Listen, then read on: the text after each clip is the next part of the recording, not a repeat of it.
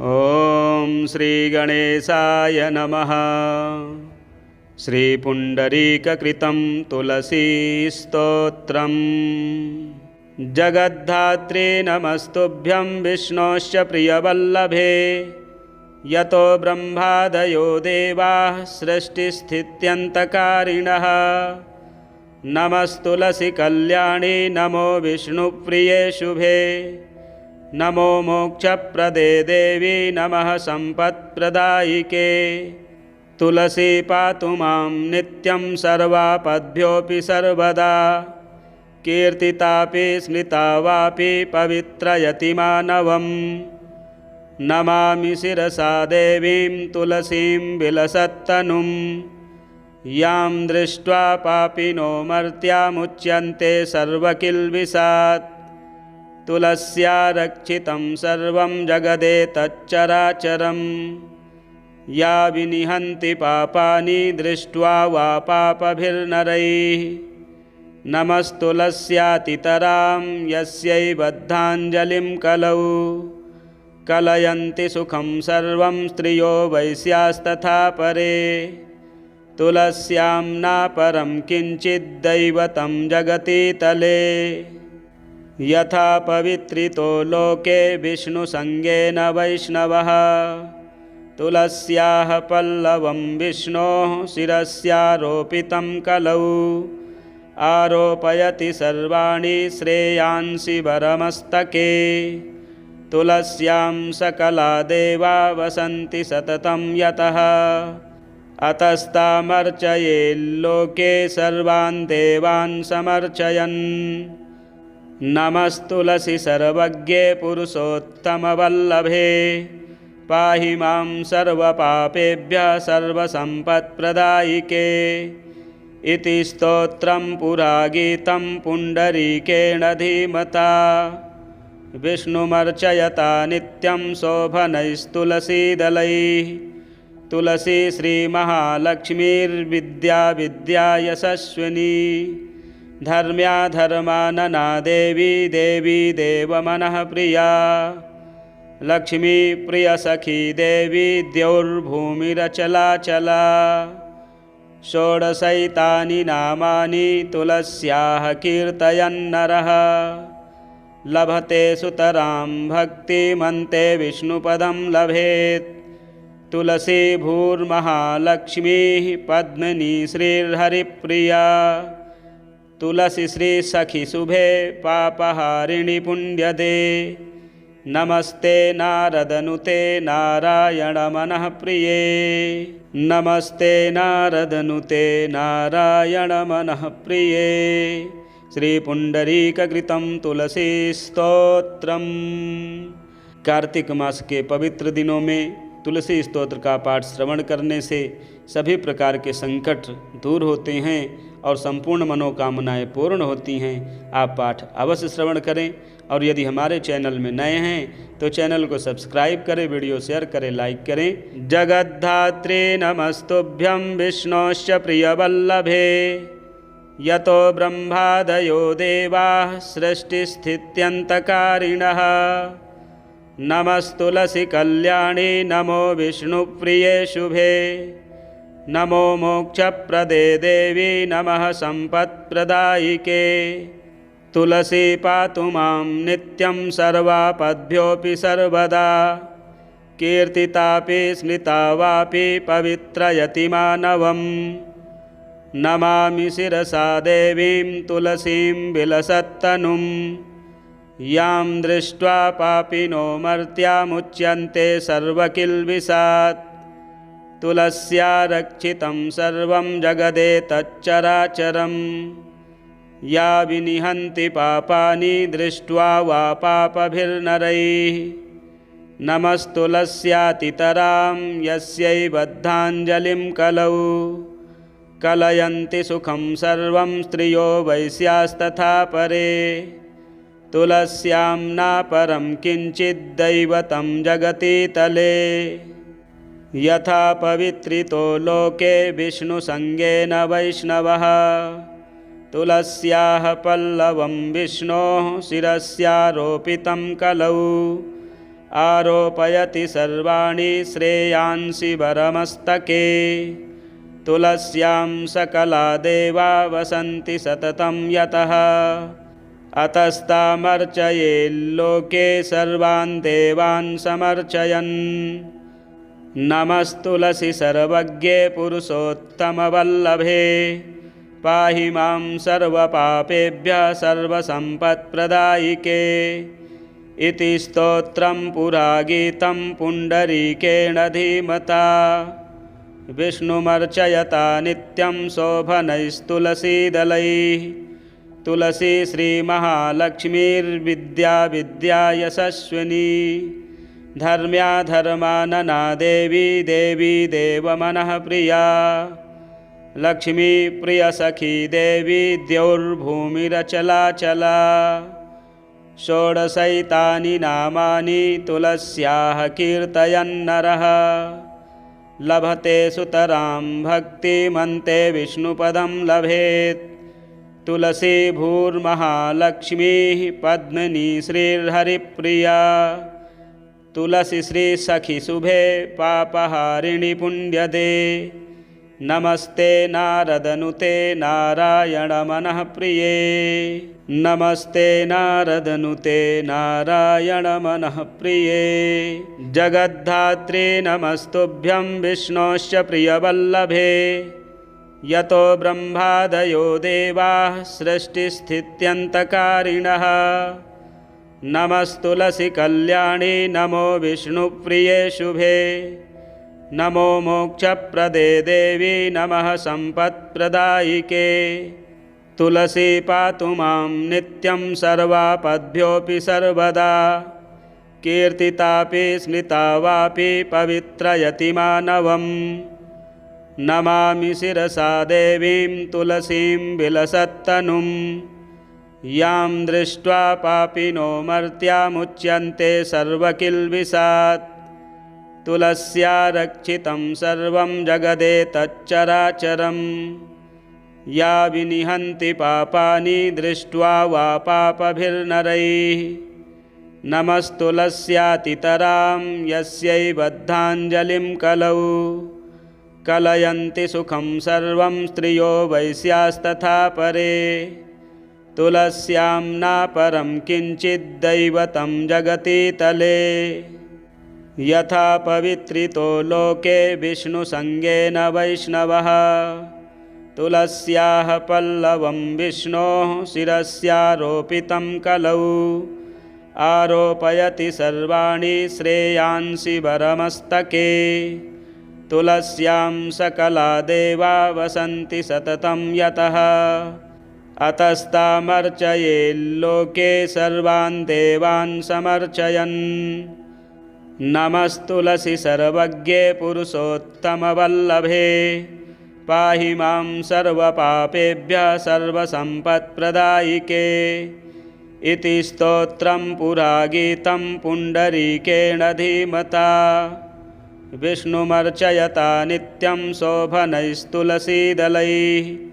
तुलसी श्रीमहालक्ष्मीर्विद्या विद्या यशस्विनी धर्म्या धर्मानना देवी देवी देवमनः प्रिया।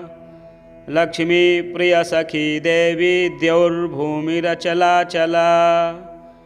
षोडशैतानि नामानि तुलस्याः कीर्तयन्नरः लभते सुतरां भक्तिमन्ते विष्णुपदं लभेत्। तुलसी भूर्महालक्ष्मीः पद्मिनी श्रीर्हरिप्रिया। तुलसी श्रीसखी शुभे पापहारिणि पुण्यदे। नमस्ते नारदनुते नारायणमनः प्रिये। नमस्ते नारदनुते नारायणमनः प्रिये। जगद्धात्रे नमस्तुभ्यं विष्णोश्च प्रियवल्लभे।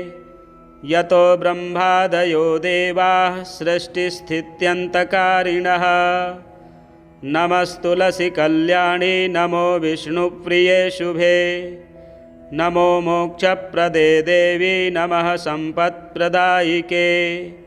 तुलसी पातु मां नित्यं सर्वापद्भ्योऽपि सर्वदा। कीर्तितापि स्मृता वापि पवित्रयति मानवम्। नमामि शिरसा देवीं तुलसीं विलसत्तनुं। यां दृष्ट्वा पापिनो मर्त्यामुच्यन्ते सर्वकिल्बिषात्। तुलस्या रक्षितं सर्वं जगदेतच्चराचरम्। या विनिहन्ति पापानि दृष्ट्वा वा पापभिर्नरैः। नमस्तुलस्यातितरां यस्यै बद्धाञ्जलिं कलौ। कलयन्ति सुखं सर्वं स्त्रियो वैश्यास्तथा परे। तुलस्यां नापरं किञ्चिद्दैवतं जगति तले। यथा पवित्रितो लोके विष्णुसङ्गेन वैष्णवः। तुलस्याः पल्लवं विष्णोः शिरस्यारोपितं कलौ। आरोपयति सर्वाणि श्रेयांसि वरमस्तके। तुलस्यां सकला देवा वसन्ति सततं यतः। अतस्तामर्चयेल्लोके सर्वान् देवान् समर्चयन्। नमस्तुलसी सर्वज्ञे पुरुषोत्तमवल्लभे। पाहि मां सर्वपापेभ्यः सर्वसम्पत्प्रदायिके। इति स्तोत्रं पुरा गीतं पुण्डरीकेण धीमता। विष्णुमर्चयता नित्यं शोभनैस्तुलसीदलैः। तुलसी श्रीमहालक्ष्मीर्विद्या विद्या यशस्विनी। धर्म्या धर्मानना देवी देवी देवमनः प्रिया। लक्ष्मी प्रियसखी देवी द्यौर्भूमिरचलाचला। षोडशैतानि नामानि तुलस्याः कीर्तयन्नरः। लभते सुतरां भक्तिमन्ते विष्णुपदं लभेत्। तुलसी भूर्महालक्ष्मीः पद्मिनी श्रीर्हरिप्रिया। तुलसी श्रीसखी शुभे पापहारिणि पुण्यदे। नमस्ते नारदनुते नारायणमनः प्रिये। नमस्ते नारदनुते नारायणमनः प्रिये। जगद्धात्रे नमस्तुभ्यं विष्णोश्च प्रियवल्लभे। यतो ब्रह्मादयो देवाः सृष्टिस्थित्यन्तकारिणः। नमस्तुलसी कल्याणी नमो विष्णुप्रिये शुभे। नमो मोक्षप्रदे देवी नमः सम्पत्प्रदायिके। तुलसी पातु मां नित्यं सर्वापद्भ्योऽपि सर्वदा। कीर्तितापि स्मृता वापि पवित्रयति मानवम्। नमामि शिरसा देवीं तुलसीं विलसत्तनुं। यां दृष्ट्वा पापिनो मर्त्यामुच्यन्ते सर्वकिल्बिषात्। तुलस्या रक्षितं सर्वं जगदेतच्चराचरम्। या विनिहन्ति पापानि दृष्ट्वा वा पापभिर्नरैः। नमस्तुलस्यातितरां यस्यै बद्धाञ्जलिं कलौ। कलयन्ति सुखं सर्वं स्त्रियो वैश्यास्तथा परे। तुलस्यां नापरं किञ्चिद्दैवतं जगति तले। यथा पवित्रितो लोके विष्णुसङ्गेन वैष्णवः। तुलस्याः पल्लवं विष्णोः शिरस्यारोपितं कलौ।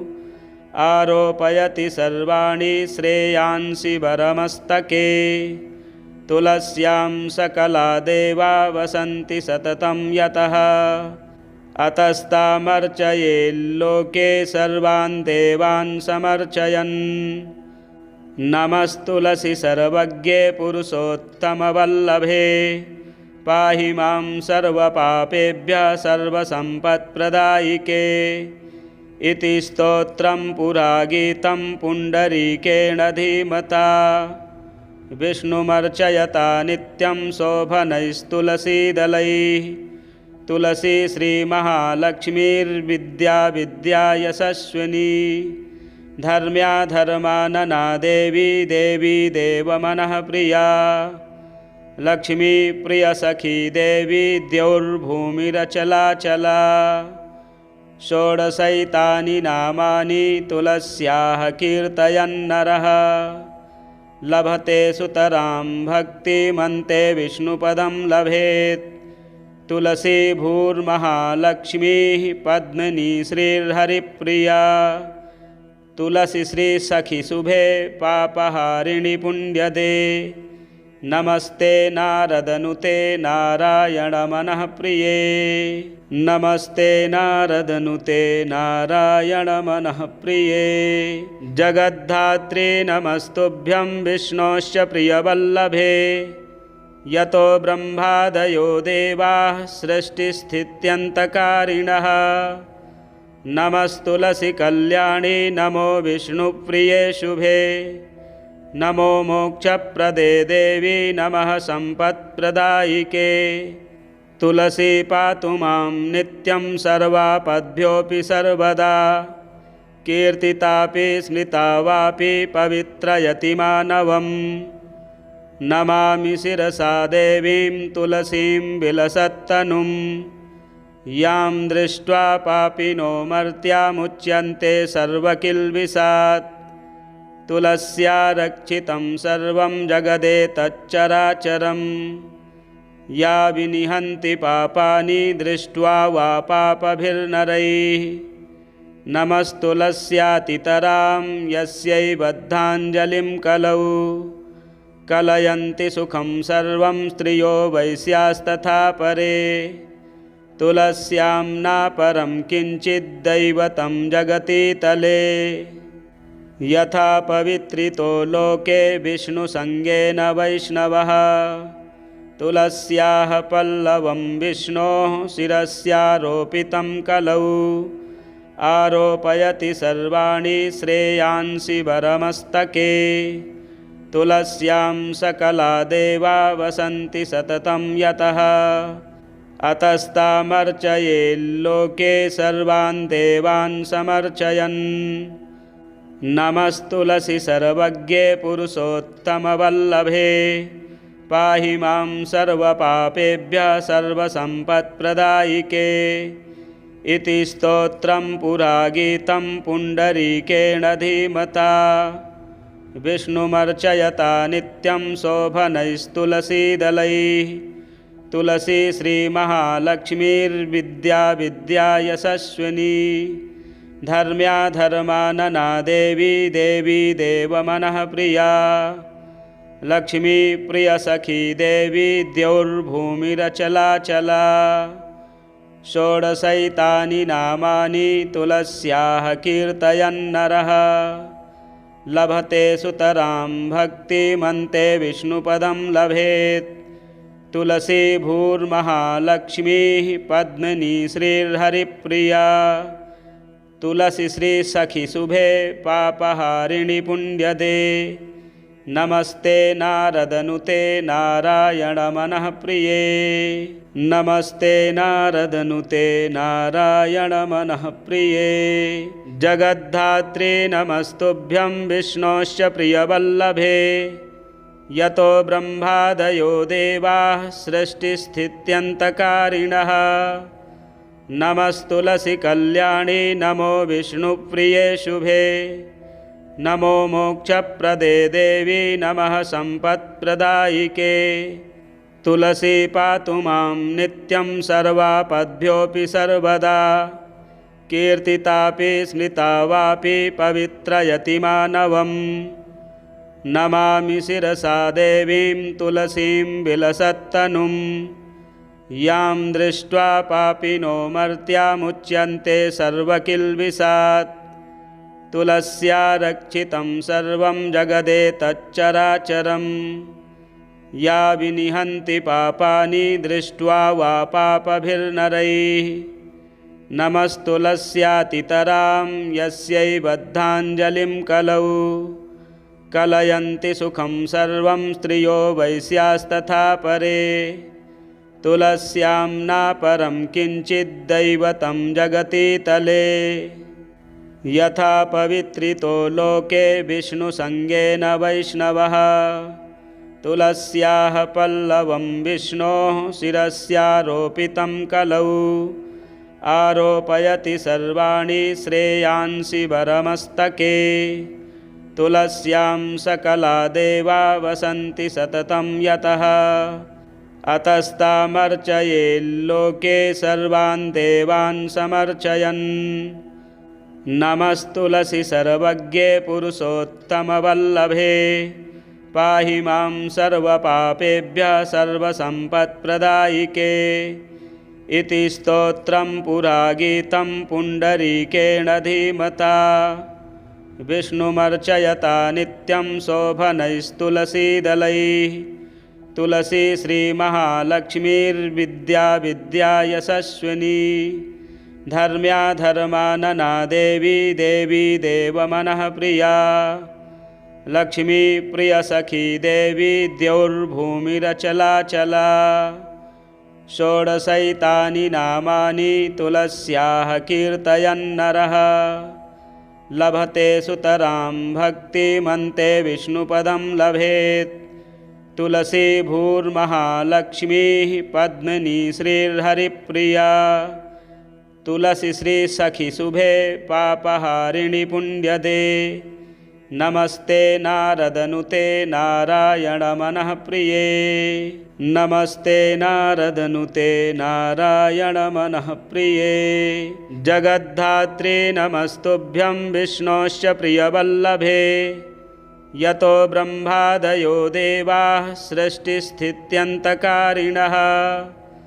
नमस्तुलसी कल्याणी नमो विष्णुप्रिये शुभे नमो मोक्षप्रदे देवी नमः सम्पत्प्रदायिके तुलसी पातु मां नित्यं सर्वापद्भ्योऽपि सर्वदा कीर्तितापि स्मृता वापि पवित्रयति मानवम् नमामि शिरसा देवीं तुलसीं विलसत्तनुं यां दृष्ट्वा पापिनो मर्त्यामुच्यन्ते सर्वकिल्बिषात् तुलस्या रक्षितं सर्वं जगदेतच्चराचरं या विनिहन्ति पापानि दृष्ट्वा वा पापभिर्नरैः नमस्तुलस्यातितरां यस्यै बद्धाञ्जलिं कलौ कलयन्ति सुखं सर्वं स्त्रियो वैश्यास्तथा परे तुलस्यां नापरं किञ्चिद्दैवतं जगति तले यथा पवित्रितो लोके विष्णुसङ्गेन वैष्णवः तुलस्याः पल्लवं विष्णोः शिरस्यारोपितं कलौ आरोपयति सर्वाणि श्रेयांसि वरमस्तके तुलस्यां सकला देवा वसन्ति सततं यतः अतस्तामर्चयेल्लोके सर्वान् देवान् समर्चयन् नमस्तुलसी सर्वज्ञे पुरुषोत्तमवल्लभे पाहि मां सर्वपापेभ्यः सर्वसम्पत्प्रदायिके इति स्तोत्रं पुरा गीतं पुण्डरीकेण धीमता विष्णुमर्चयता नित्यं शोभनैस्तुलसीदलैः तुलसी श्रीमहालक्ष्मीर्विद्या विद्या यशस्विनी धर्म्या धर्मानना देवी देवी देवमनः प्रिया लक्ष्मी प्रियसखी देवी द्यौर्भूमिरचलाचला षोडशैतानि नामानि तुलस्याः कीर्तयन्नरः लभते सुतरां भक्तिमन्ते विष्णुपदं लभेत् तुलसी भूर्महालक्ष्मीः पद्मिनी श्रीर्हरिप्रिया तुलसी श्री सखी शुभे पापहारिणि पुण्यदे नमस्ते नारदनुते नारायण मनः प्रिये नमस्ते नारदनुते नारायण मनः प्रिये जगद्धात्रे नमस्तुभ्यं विष्णोश्च प्रियवल्लभे यतो ब्रह्मादयो देवाः सृष्टिस्थित्यन्तकारिणः नमस्तुलसी कल्याणी नमो विष्णुप्रिये शुभे नमो मोक्षप्रदे देवी नमः सम्पत्प्रदायिके तुलसी पातु मां नित्यं सर्वापद्भ्योऽपि सर्वदा कीर्तितापि स्मृता वापि पवित्रयति मानवम् नमामि शिरसा देवीं तुलसीं विलसत्तनुं यां दृष्ट्वा पापिनो मर्त्यामुच्यन्ते सर्वकिल्बिषात् तुलस्या रक्षितं सर्वं जगदेतच्चराचरम् या विनिहन्ति पापानि दृष्ट्वा वा पापभिर्नरैः नमस्तुलस्यातितरां यस्यै बद्धाञ्जलिं कलौ कलयन्ति सुखं सर्वं स्त्रियो वैश्यास्तथा परे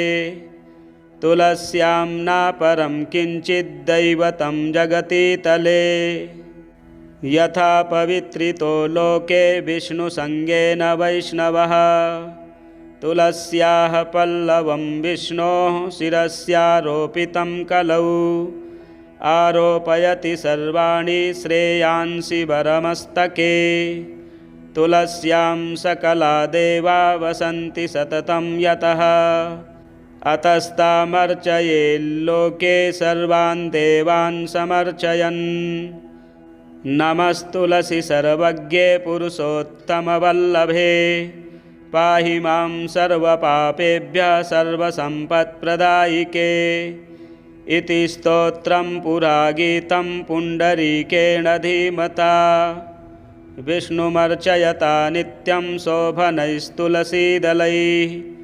तुलसी श्रीमहालक्ष्मीर्विद्या विद्या यशस्विनी धर्म्या धर्मानना देवी देवी देवमनः प्रिया लक्ष्मी प्रियसखी देवी द्यौर्भूमिरचलाचला षोडशैतानि नामानि तुलस्याः कीर्तयन्नरः लभते सुतरां भक्तिमन्ते विष्णुपदं लभेत् तुलसी भूर्महालक्ष्मीः पद्मिनी श्रीर्हरिप्रिया तुलसी श्री सखी शुभे पापहारिणि पुण्यदे नमस्ते नारदनुते नारायण मनः प्रिये नमस्ते नारदनुते नारायण मनः प्रिये जगद्धात्रे नमस्तुभ्यं विष्णोश्च प्रियवल्लभे यतो ब्रह्मादयो देवाः सृष्टिस्थित्यन्तकारिणः नमस्तुलसी कल्याणी नमो विष्णुप्रिये शुभे नमो मोक्षप्रदे देवी नमः सम्पत्प्रदायिके तुलसी पातु मां नित्यं सर्वापद्भ्योऽपि सर्वदा कीर्तितापि स्मृता वापि पवित्रयति मानवम् नमामि शिरसा देवीं तुलसीं विलसत्तनुं यां दृष्ट्वा पापिनो मर्त्यामुच्यन्ते सर्वकिल्बिषात् तुलस्या रक्षितं सर्वं जगदेतच्चराचरम् या विनिहन्ति पापानि दृष्ट्वा वा पापभिर्नरैः नमस्तुलस्यातितरां यस्यै बद्धाञ्जलिं कलौ कलयन्ति सुखं सर्वं स्त्रियो वैश्यास्तथा परे तुलस्यां नापरं किञ्चिद्दैवतं जगति तले यथा पवित्रितो लोके विष्णुसङ्गेन वैष्णवः तुलस्याः पल्लवं विष्णोः शिरस्यारोपितं कलौ आरोपयति सर्वाणि श्रेयांसि वरमस्तके तुलस्यां सकला देवा वसन्ति सततं यतः अतस्तामर्चयेल्लोके सर्वान् देवान् समर्चयन् नमस्तुलसी सर्वज्ञे पुरुषोत्तमवल्लभे पाहि मां सर्वपापेभ्यः सर्वसम्पत्प्रदायिके इति स्तोत्रं पुरा गीतं पुण्डरीकेण धीमता विष्णुमर्चयता नित्यं शोभनैस्तुलसीदलैः तुलसी श्रीमहालक्ष्मीर्विद्या विद्या यशस्विनी धर्म्या धर्मानना देवी देवी देवमनः प्रिया लक्ष्मी प्रियसखी देवी द्यौर्भूमिरचलाचला षोडशैतानि नामानि तुलस्याः कीर्तयन्नरः लभते सुतरां भक्तिमन्ते विष्णुपदं लभेत् तुलसी भूर्महालक्ष्मीः पद्मिनी श्रीर्हरिप्रिया तुलसी श्री सखी शुभे पापहारिणि पुण्यदे नमस्ते नारदनुते नारायण मनः प्रिये नमस्ते नारदनुते नारायण मनः प्रिये जगद्धात्रे नमस्तुभ्यं विष्णोश्च प्रियवल्लभे यतो ब्रह्मादयो देवाः सृष्टिस्थित्यन्तकारिणः नमस्तुलसी कल्याणी नमो विष्णुप्रिये शुभे नमो मोक्षप्रदे देवी नमः सम्पत्प्रदायिके तुलसी पातु मां नित्यं सर्वापद्भ्योऽपि सर्वदा कीर्तितापि स्मृता वापि पवित्रयति मानवम् नमामि शिरसा देवीं तुलसीं विलसत्तनुं यां दृष्ट्वा पापिनो मर्त्यामुच्यन्ते सर्वकिल्बिषात् तुलस्या रक्षितं सर्वं जगदेतच्चराचरम् या विनिहन्ति पापानि दृष्ट्वा वा पापभिर्नरैः नमस्तुलस्यातितरां यस्यै बद्धाञ्जलिं कलौ कलयन्ति सुखं सर्वं स्त्रियो वैश्यास्तथा परे तुलस्यां नापरं किञ्चिद्दैवतं जगति तले यथा पवित्रितो लोके विष्णुसङ्गेन वैष्णवः तुलस्याः पल्लवं विष्णोः शिरस्यारोपितं कलौ आरोपयति सर्वाणि श्रेयांसि वरमस्तके तुलस्यां सकला देवा वसन्ति सततं यतः अतस्तामर्चयेल्लोके सर्वान् देवान् समर्चयन् नमस्तुलसी सर्वज्ञे पुरुषोत्तमवल्लभे पाहि मां सर्वपापेभ्यः सर्वसम्पत्प्रदायिके इति स्तोत्रं पुरा गीतं पुण्डरीकेण धीमता विष्णुमर्चयता नित्यं शोभनैस्तुलसीदलैः